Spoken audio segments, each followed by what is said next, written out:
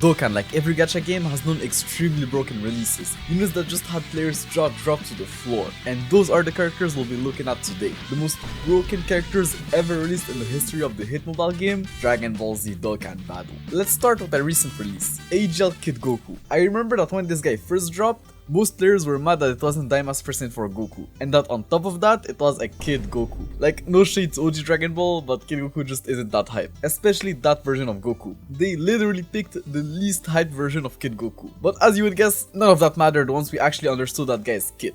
Like, bro, I literally made a community post saying that I was going to skip that guy, as I'm just not that into OG Dragon Ball, and guess what? I summoned anyways, because that guy was just absolutely cracked. Like, where do I even start? The guy stacks attack and defense on super, and starts the fight with 60% damage reduction for 7 turns, meaning that with a Whis active, that guy had 100% damage reduction, so if needed, that guy can literally be invincible during his first few turns. And then afterwards, the guy is literally just invincible, because he has so many additional super attacks in his kit, guard, and starting from the 3rd turn from the start of battle, you can use his active skill that not only recovers 30% HP, but gives him 3 ki and 30% attack and defense in battle. Like, bro, just what were they thinking? But the thing that really shocked me, the thing that might make that guy never age, is the fact that he has a 22% chance of having 100% dodge with each attack. Like, bro, this is just ridiculous. 22% is such a high chance when you take into account the fact that this guy can launch up to 5 super attacks within the same turn. I made the calculations, and the probability of him having guaranteed dodge after 5 attacks is 71%. That guy has a 71% chance of having guaranteed dodge, something that he didn't even need at the time because of how tanky he was. And bro, that guy was just doing so much damage once fully built up. Like, he was just a beast, like a complete monster. And another underrated thing about him is that this guy turned the Piccolo's special stages into a complete joke, because with a Bulma on rotation, his super attack has a 100% chance of stunning the enemy, so the guy just completely destroys arguably the hardest stage of the Piccolo event. I generally just beat the last 3 stages thanks to him.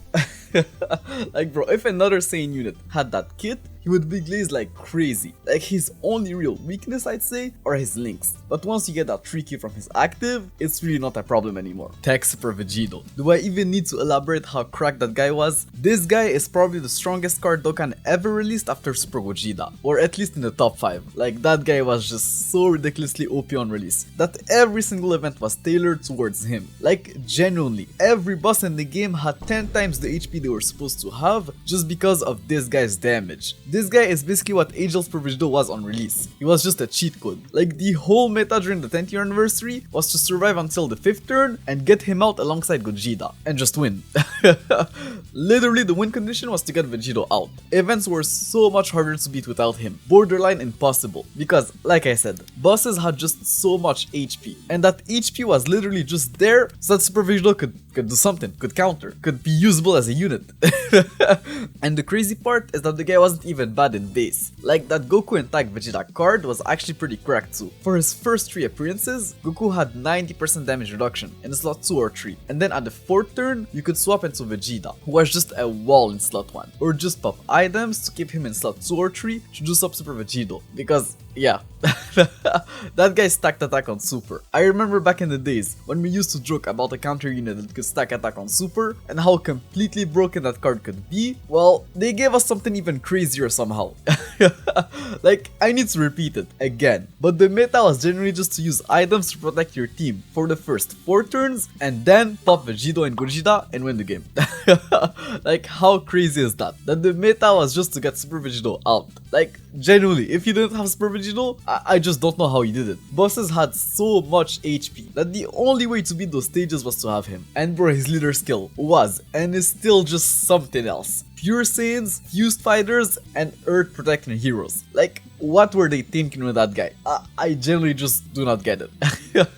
Like, this guy was just so good that I can't even mention the other 5 anniversary units, as they were just not even close to being as good as him. Like, the closest 2 would be Goku and Gogeta, but Goku's team needed help at the time, and Gogeta without Vegito just lacked damage. Physical Glorio. That guy was just completely cracked. He stacked on super, launched 10 billion super attacks, and as the 3rd attacker in a turn, not only had 80% dodge, but also gave 1 ki and 50% attack and defense to the whole rotation for 3 turns, meaning that if you had 2 Glorios as floaters on your team, everyone had 2 ki and 100% attack and defense at all time. Like, let that sink in.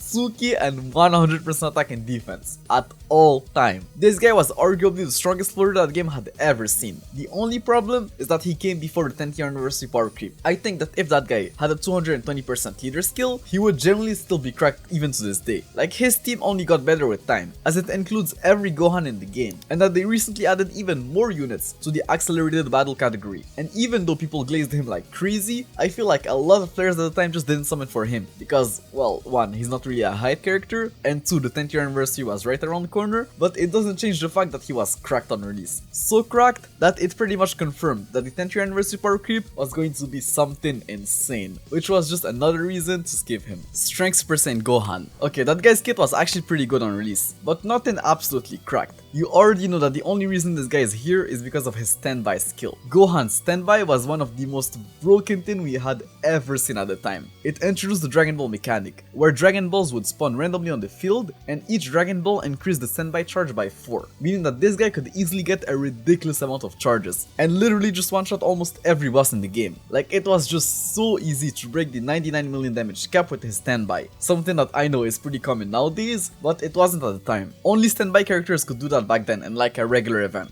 And the 8th year anniversary LRs needed to stack a lot for their spirit bombs to actually do that much damage. Gohan, thanks to the Dragon Balls, could achieve the damage much more easily. And on top of that, the guy was literally invincible during his standby, a standby you could use on his second appearance. So the strat with him was to just protect him his first appearance, then pop his standby on his second appearance, have him tank everything in slot 1, and then literally just one-shot the boss with his family Kamehameha. Like, it was that simple. LR Tech Broly. This has to be one of the best design units in Dokkan's history. The guy was literally just the extreme class version of Beast Gohan. He was one of the very few characters in the game you could comfortably put in slot 1 turn 1. Like, this alone made him an absolute beast. And it's not like he didn't do any damage either. That guy was doing some decent numbers, and since he started in base, you could link him up with every other Broly in the game once transformed. Like, bro, this guy's design was just so good. LR Beast Gohan. The wait for this guy was definitely worth it. He was everything we expected Beast Gohan to be, and more. The guy had literally everything. He was the best tank in the game, in any slot with his guard and damage reduction, did a decent amount of damage with his crit chance and additional super attack, and gave key to the whole rotation. Like, just with that, he was pretty much the best unit in the game, since defense was just so important at the time. But then he had the target mechanic active skill, essentially giving you 1 turn of invincibility. Like, for 1 turn, your whole rotation was safe, and Beast could also at the same time do a decent amount of damage in slot 3, since every attack received gave him more attack.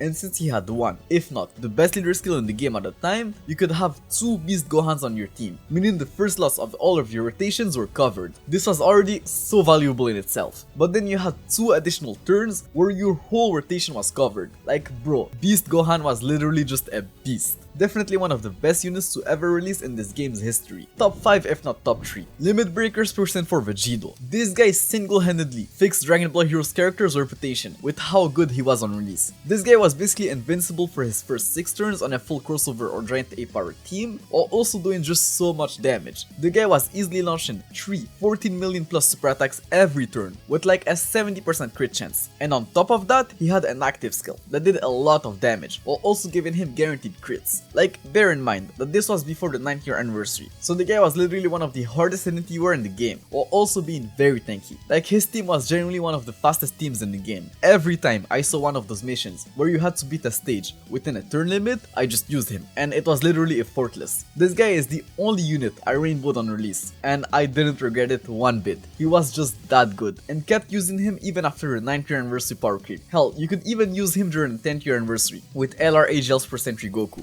LR Strength Future Gohan. What can I say? This guy was just a monster on release. He was one of the best tanks in the game. Like, I wouldn't say you could comfortably put him in slot 1, turn 1, but it was definitely possible in some events with some RNG. As long as you didn't get hit by a super, you were good. But starting from his second appearance, or post super, the guy was just a wall. And with the domain, he was not only doing a decent amount of damage, but also buffed his whole team, assuming you were facing an extreme class enemy. And the turn you could pop his active skill, he still had his damage reduction up, so he was literally just invincible. Like I said previously, this was an era where defense was just so much more important than damage, so that guy was just an absolute monster on release, and he honestly had to, because players were expecting some sort of Rosé or Zamasu unit, not future Gohan. LR Strength Bulma. I never in a million years would have thought that the Bulma card could be that good. She was arguably the best unit in the game on release, and it was mainly due to the utility she provided to the team. She was a rainbow orb changer, gave key attack and defense to all allies for 2 turns, while also being pretty tanky with her guard and damage reduction. And she also had an active skill, giving even more support to the rotation, healing you back to full HP if you picked up the orbs with her, and actually gave you the ability to put her in slot 1, since she gained defense per key spheres obtained.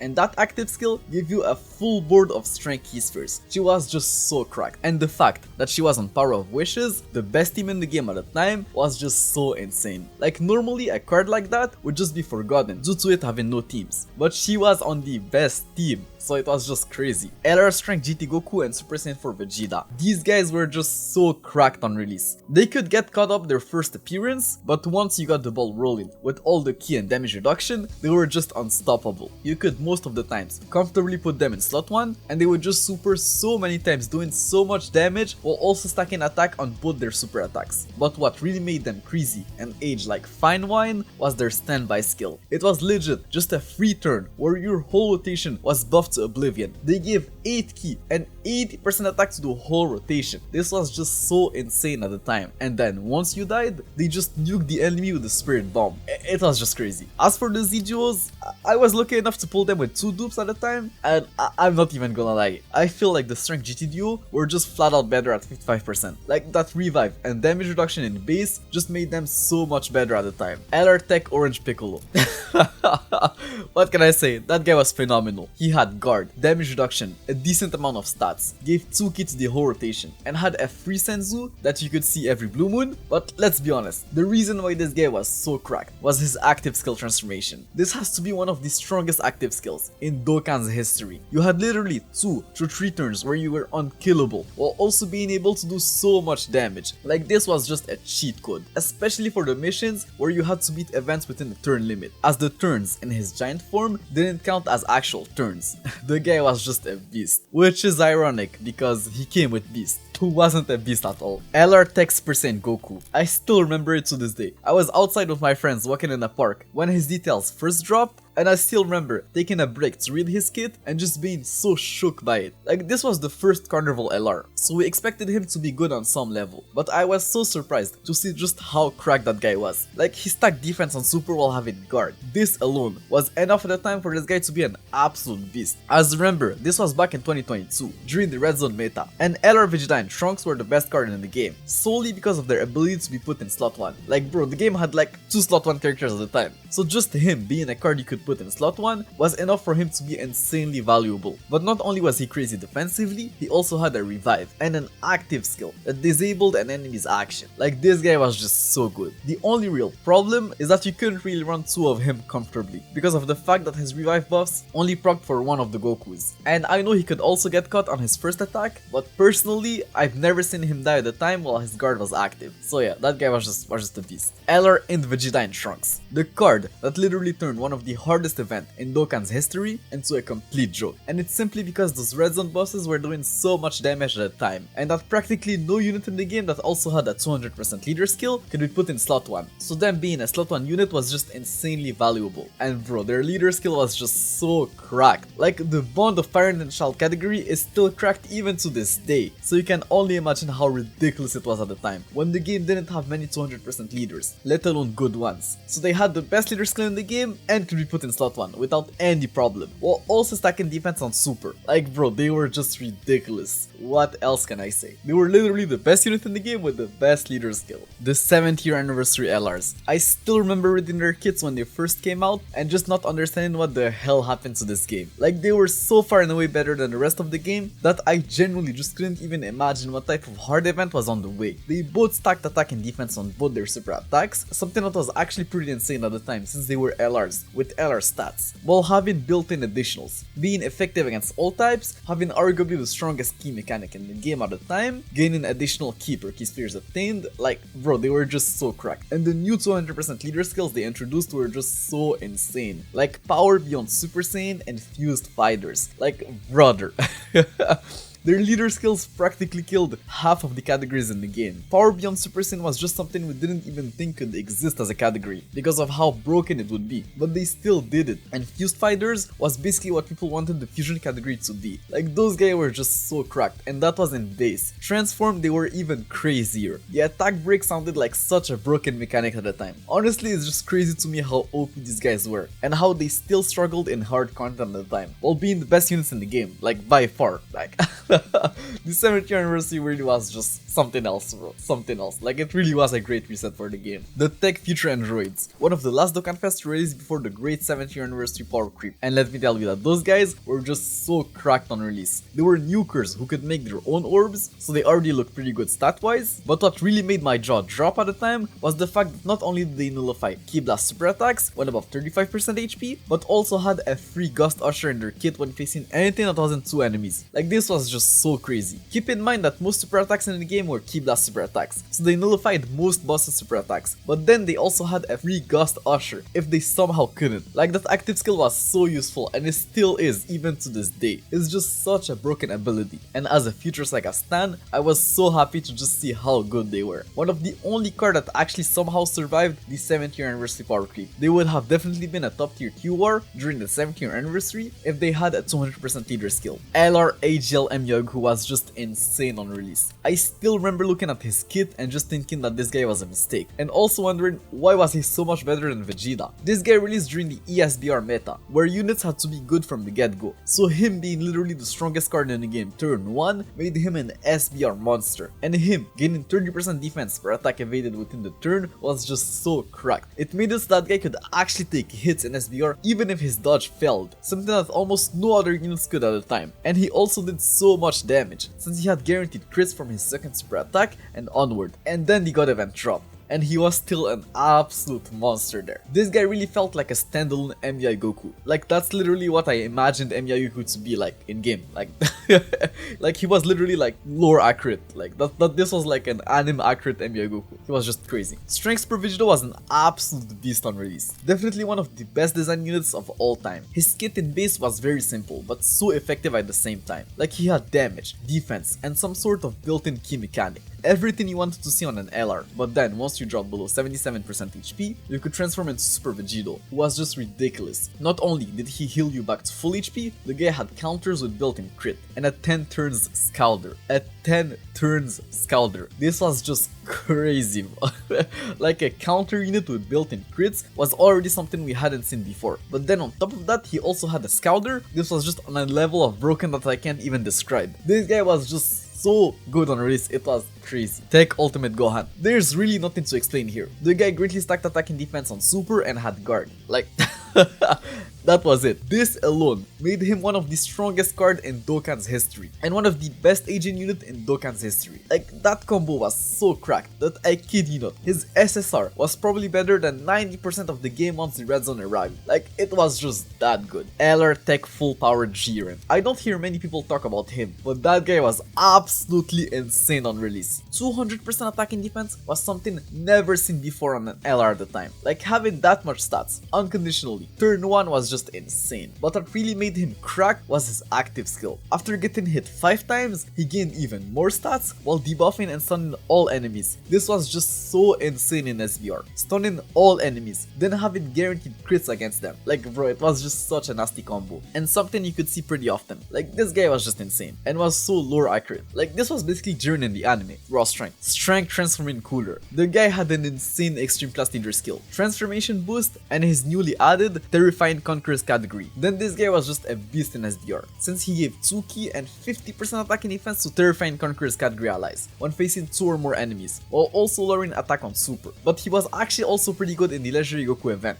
Since transformed, he not only stacked attack on Super, but also had guaranteed crits against Pure Saiyan's category enemies. So the guy was just doing so much damage. And the crazy part is that he could link with his base form, so that rotation of Cooler and final form Cooler was just something else. LR AGL Gohan, one of the most controversial releases in Dokkan's history. But let's not act like AGL Super Vegito Gohan wasn't one of the most cracked units to ever release. Like, I genuinely think that if you could transform into AGL Super Vegito Gohan turn 1, this guy would have probably been the strongest unit to ever release, or at least very close to it. Like bro, that transformation was just something else. He was a nuker, that rainbow orb change, something that was already pretty crazy for the time, but what really made him absolutely cracked was that 59% attack he gained on Super with a Super Saiyan Goku on rotation. Since this was calculated separately from the 20% attack he was getting per key spheres obtained, it just made that guy hit so damn hard. Like, that guy was so far ahead of his time. He was like one of the first units in the game to be able to casually launch 10 million plus super attacks, and this was in 2019. LR Super Vegito Vegeta was launching 2 million plus super attacks.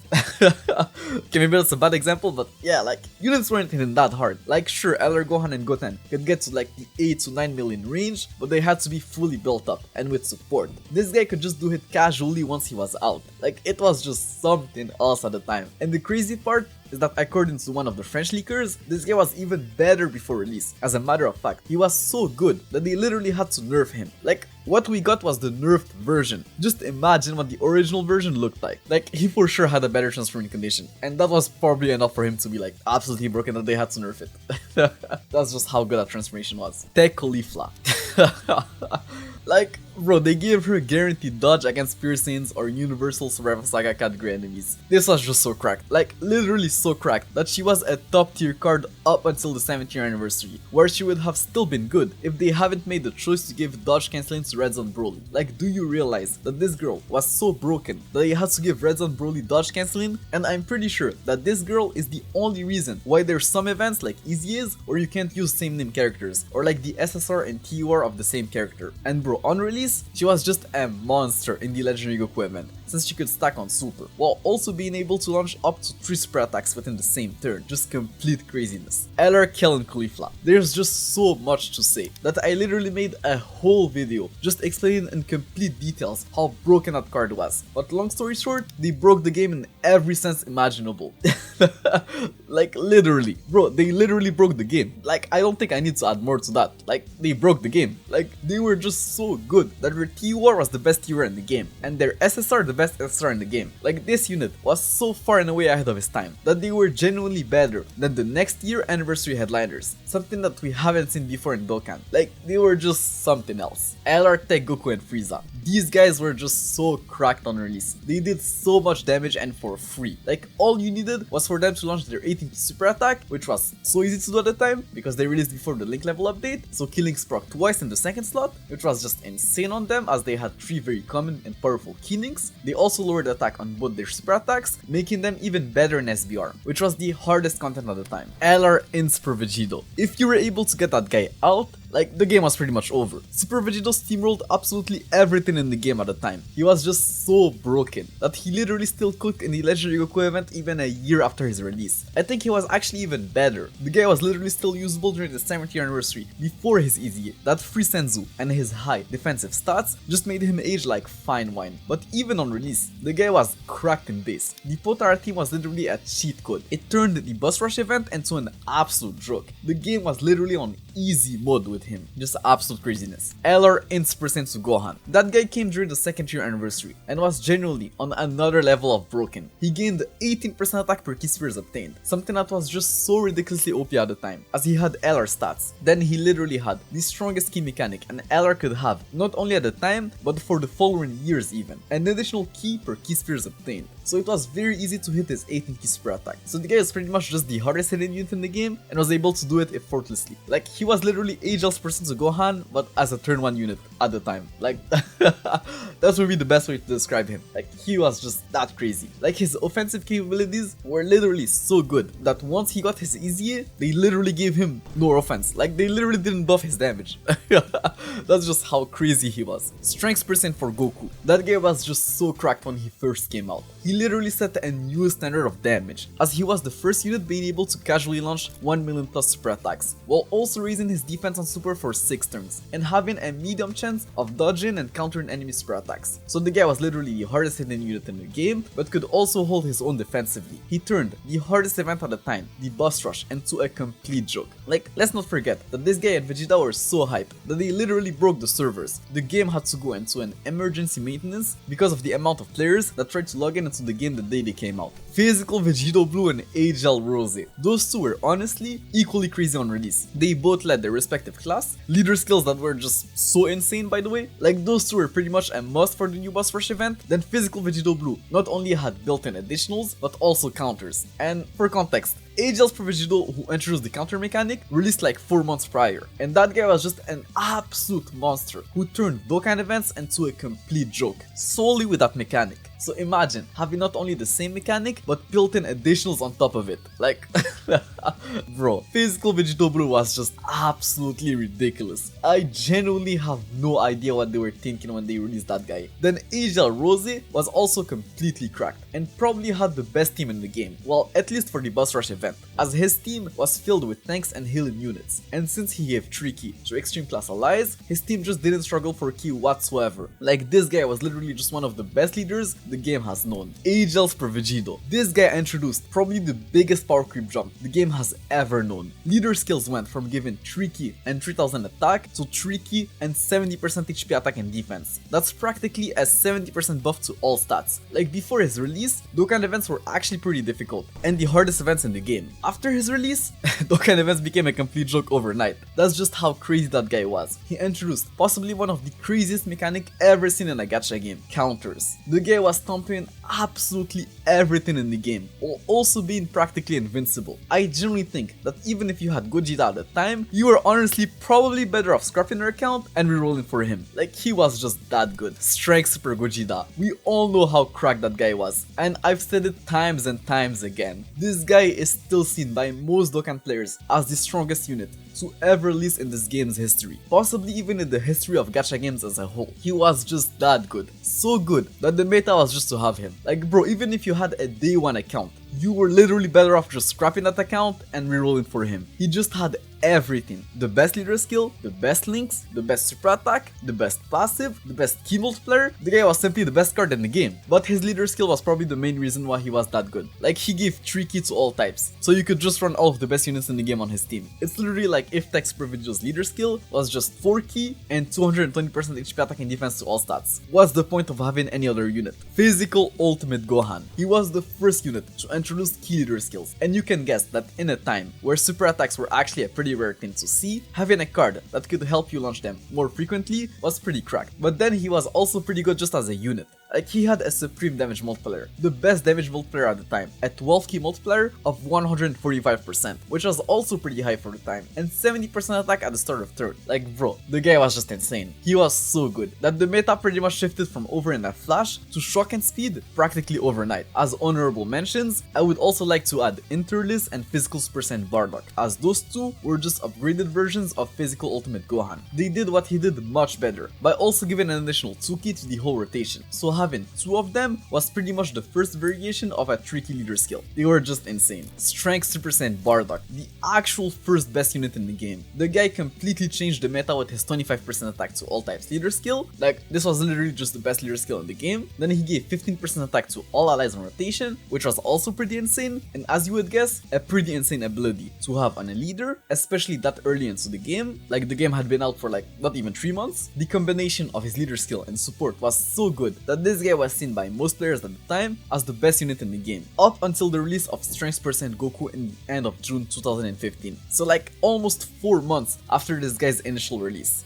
Like, bro, he was just that crazy. So this is it for today's video. I don't think I missed some crazy releases, but I'm sure some of you guys might wonder why I haven't mentioned cards like AGL SSJ4 Vegito, for example, or like the 5th tier blue fusions. But it's because honestly, I just don't think these guys were that cracked relative to like their time of release. Like, there was actually a pretty significant gap between Goku and Vegeta on release, even though Vegeta aged way better. We're strictly talking on release right now, and the blue fusions were really not that great on release. In my opinion, those are the most overhyped units in this game's history, and it's not even close. Like, I do agree that their active skill turns were some of the strongest turns this game has ever known, but it was only for one turn, and honestly it was just overkill, as you needed the enemy to already be below 50% HP for you to be able to actually pull that rotation, which completely broke the point of that rotation. Like, the enemy was already dead by that point, but I might be wrong. So let me know what you think in the comments down below, and I'll see you in the next video. Take care, peace.